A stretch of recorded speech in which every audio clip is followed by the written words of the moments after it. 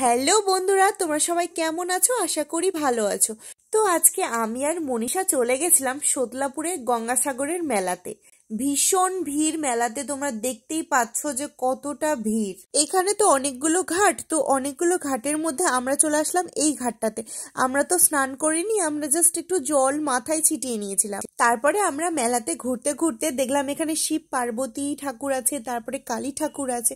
আর এইখানে দেখো কত বড়টা নন্দী আর কত বড়টা শিব ঠাকুর, দেখতে কিন্তু ভীষণ সুন্দর ছিল, দারুণ লাগছিল দেখতে।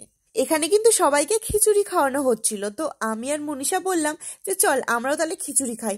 তো দুজন মিলেই একটা পাতাতে নিয়ে নিলাম। আর প্রচণ্ড গরম ছিল, আর তখন তরকারি প্রায় শেষ, আবার তরকারি বসানো হয়েছিল। তো যাই হোক, আমরা শুধু খিচুড়ি খেতে শুরু করলাম একটা পাতার মধ্যে দুজন মিলে। খিচুড়িটা কিন্তু ভীষণ টেস্টি ছিল। তারপরে আমরা সোদলাপুরের ফেমাস হাতিপায়া লুচি খেলাম।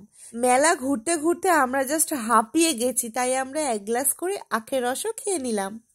তারপরে আমাদের নজর পড়লো এই সুন্দর কাঁচা কাঁচা ছোলাগুলোর দিকে, মানে শুধু ছোলা দেবে না, ছোলা মাখিয়ে দিবে। তো যাই হোক, আমরা তারপরে এক প্লেট এই ছোলা মাখা নিয়ে নিলাম। আমার তো এটা খেতে ভীষণ ভালো লাগে, খুবই ভালো লাগে। তো আজকের মতো আমাদের মেলা ঘোরা কমপ্লিট, চলে যাচ্ছি বাড়ি, টাটা। বাড়ি আসার পর লিটি পুকুকে দেখো তোমরা।